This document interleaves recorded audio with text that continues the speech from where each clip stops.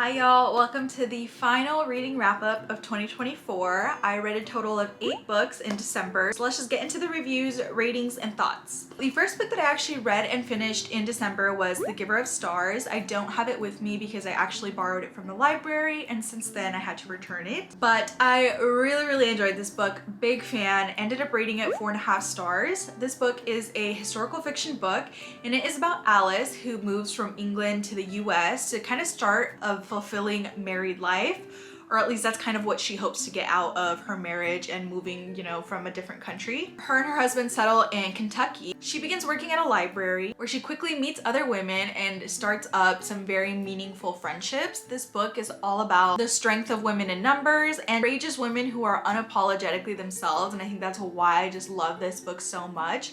These women face many barriers and obstacles, quite honestly, thanks to men. So that's not the main focus of the book. It's more so their friendship, and it is more of a character study because we are following Alice as our one main character. We do have a very strong supporting character who you just can't help but fall in love with. But not to mention, the plot is really fun and entertaining. I was hooked the entire time. I feel like I tore through this book, even though it is historical fiction. Sometimes they tend to be a little bit more, I guess I was gonna say they tend to be more slower paced, but I don't think that's necessarily the case. I feel like that's what one might assume. But honestly, historical fiction books tend to be more medium or fast paced just because they want to keep your attention. So I definitely found that in this book. It is a Reese's Book Club pick, or it was like maybe a year ago or 2 years ago. So I was very happy with that. Reese's Book Club primarily focuses on women's stories told by women, led by women, and you definitely see that as a main theme in this book. I really appreciated the way the author was able to show the damage that a man's ego can create. Amidst all that, love, friendship, and courage still prevail and made this one of my favorite books this month, honestly. I was very pleasantly surprised with this book. I did forget to mention that this book is actually like based on a true story, so I really think that's super interesting, especially learning about like this government funded library program that I think one of the president's wives created. I can't remember off the top of my head who it was, but I think it's really interesting to actually see like some form of historical accuracy, so I thought that was really interesting. Overall, if you like books about reading, readers, librarians, and literally the importance that they hold in society, then this will be a good book for you. Next up, I read The Midnight Library, and I ended up rating this 4 stars. This has been on my TBR for probably like 4 years now. I don't know why it took me so long to read. I think I always just pushed it off and never prioritized it. Finally read it, and I can see the hype behind it. I can see why it's a good book, but like I mentioned, I rated it 4 stars. It's not a 5-star read for me. I did find it very thought-provoking.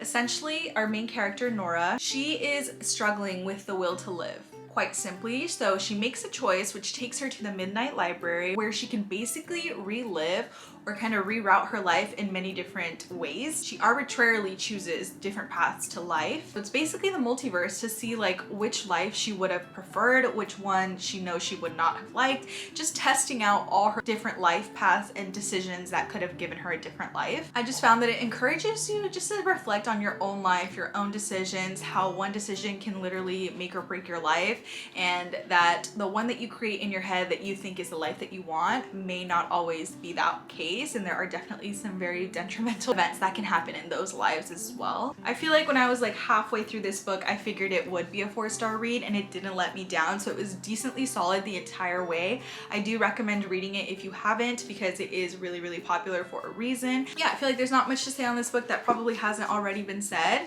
so those are just kind of my brief thoughts, and again, 4 stars, pretty decent read.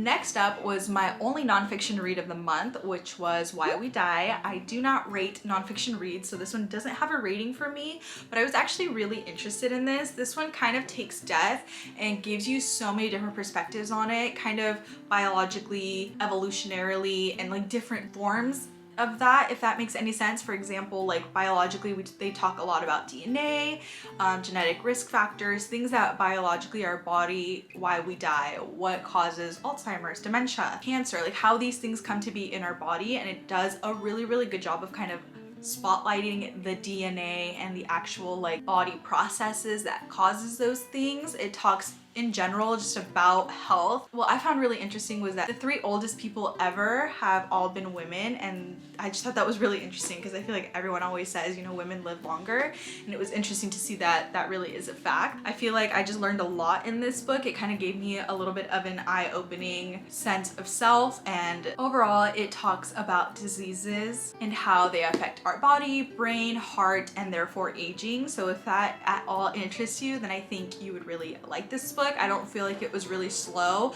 but like I mentioned, there are some very heavy like science point of views. So if you don't like that, then probably not, but I did find it really interesting and I feel like I learned a good deal. Next up is The Frozen River. I ended up rating this book 4.25 stars. So again, really solid read. It was a historical fiction book. I did a lot of like historical fiction books, not too many romances, which I thought was really interesting because if you guys know me, I like my romances. This book takes place in 1789 in the US, I think in a small town in like Boston, and a body is pulled out of a frozen river that is clearly beaten and tortured, according to highly educated Mistress Ballard, who is also a very educated midwife. And then due to her job, which is being a midwife, she is privy to a lot of information, yet she faces a lot of obstacles, again, thanks to men. But I guess that kind of goes with this next thought, that I feel like the author did a really good job of kind of showing quotes and not shying away from making statements about how sometimes men just get in the way, and highlights how being a woman is just not enough, and even being a very highly educated woman is still not enough when it comes to men who honestly are very bad people. It's just the public perception. I think The Giver of Stars and this book both kind of share that in common,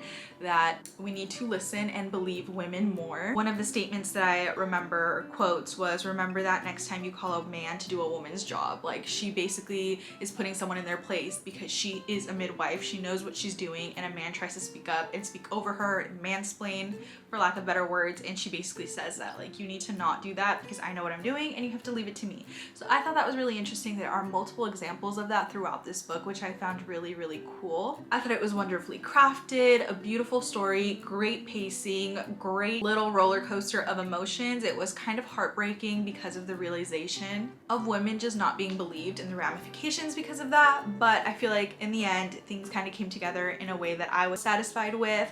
This book I've seen for years now as well, and I think I really wanted to read it last year around this time, so I'm glad I finally got to check this off of my TBR.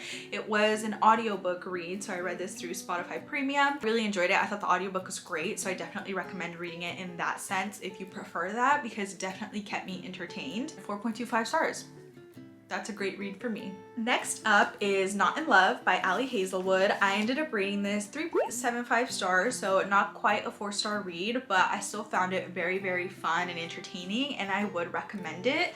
I did find interesting that the author's note talks about this not being really a rom-com, but more of an erotica, which, again, I didn't know that when I bought this book, but still, I read it. I liked that the author kind of gave that little, a warning, heads up. I would still say that I wouldn't want that to like turn readers away, because I did find this still to be very humorous, specifically the main character's best friend Tiffy. Like, I just found her to be so funny. I feel like Ali Hazelwood is known for having good little sidekick characters, female friends, being so funny, caring, charming. Like, I would read a book all on its own on her side characters, but this one specifically is about Rue and Eli. Sorry, I forget people's names like as soon as I finish the book, and I read this in one day, so yeah, I feel like it went in through 1 year, sat with me for about 3 hours and then left. But this is about Rue and Eli, and Rue is a food scientist. Eli is more of a businessman, and they're on two opposite sides of a company takeover, so we kind of get some tension in the workplace,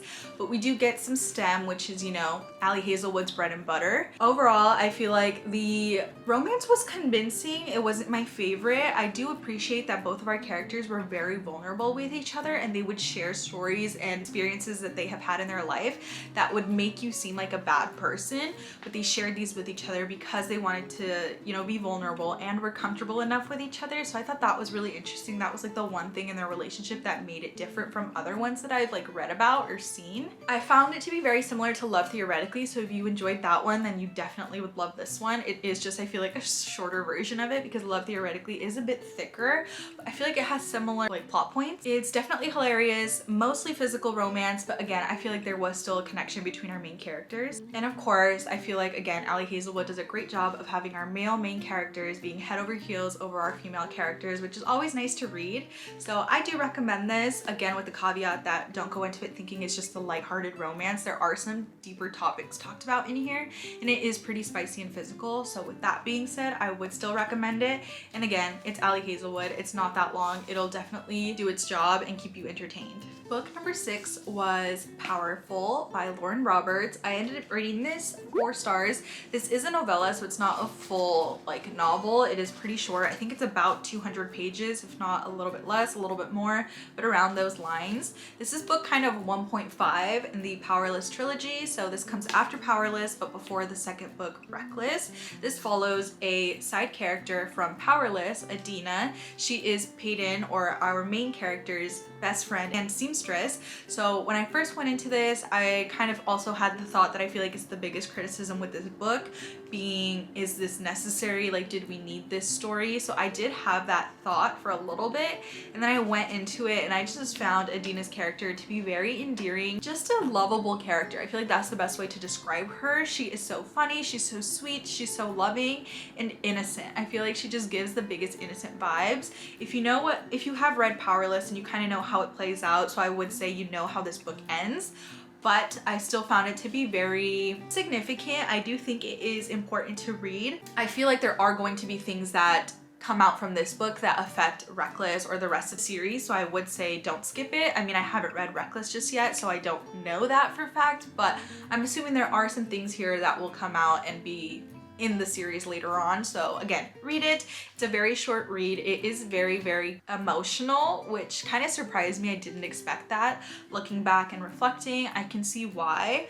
But again, it is a romantasy, so you do get a big, heavy romance subplot as you do in the rest of the series. So again, very much appreciated that. And again, I do see the significance of this book. I wouldn't say I don't know why we have this. I did really enjoy it. I did love the length. It didn't feel to me to be too rushed or too short. I just thought it was great. It was not long enough and it wasn't short enough, if that makes sense. Pretty short and sweet, but maybe not so sweet like the last 20 pages or so. So prepare yourself for that. Great book. I'm very much looking forward to Reckless now because I feel like this leaves a lot of questions unanswered. So Reckless, it better give me those answers. I would say don't skip it. That's just my recommendation. And again, I did enjoy it. 4 stars. Very decent read. Book number 7 is a book I wouldn't necessarily recommend. It is A Holly Jolly Ever After. I rated this 2.5 stars, so pretty low rating.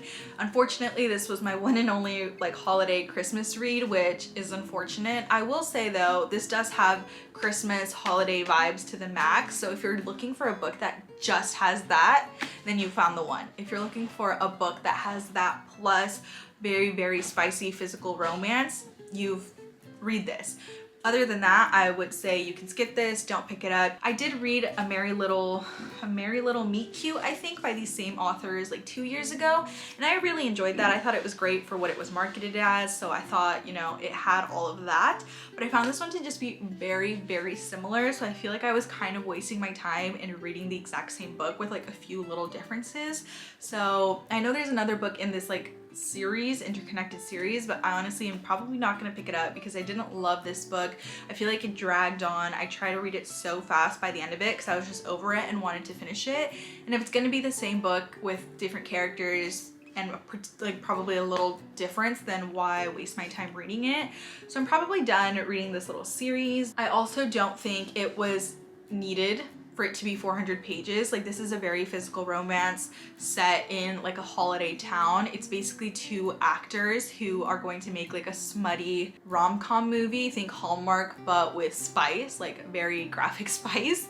And that's all it is basically. There are some things that happen to our characters where there's like, you know, conflicts and they have to get through some things, but other than that, that's all it is. I, again, was kind of bored towards the end, I thought about DNFing it, but I just wanted to finish it because I was so close to being done with it. It does not need to be 400 pages. It's almost 400. It's like actually I think it is 400. Like this, not even the best of the best romances need to be 400 pages. Keep it to 350 and below. This one could have been 200 pages. If this was the length of Powerful by Lauren Roberts, then maybe I would have rated it higher, but it just dragged on. Didn't necessarily love either one of our main characters, and yeah, I don't want to say I wish I didn't read it, but Book number 8 is Tomorrow and Tomorrow and Tomorrow by Gabrielle Zevin. Now, if you can tell, it does still have a bookmark because I'm not quite finished with it yet. I am about 70% through. I do feel like for sure it's gonna be at least a 4-star read, if not higher. I have already debated maybe a 5-star, but again, I haven't finished reading it, so I can't necessarily tell you like what the rating's gonna be. But so far, I am really enjoying it. This book is about friendship. It's about Sam and Sadie, who are two people who meet kind of in childhood, and then they become really close friends, build something together, which is a video game, which obviously takes them on this crazy journey throughout life, and we get the ups and downs, we get everything. This is definitely a character study. It's more contemporary fiction, so don't expect it to be anything crazy, anything plot twisty. We're just following our two characters and their lives separately and together, but I just find it very fascinating, and I think that is definitely mostly due to Gabrielle Zevin's writing and talent. It just shines in fiction books like this. I have talked about her writing before. I read The Storied Life of A.J. Fickery and I rated that 5 stars because the plot and the characters were very lovable and good, but I feel like mostly it is Gabrielle Zevin's writing. I just feel like it has such a special place in my heart. I really relate to her writing and it just agrees with me, and I agree with it. I really love it. I find this book fascinating, and I feel like only Gabrielle Zevin could do that for me.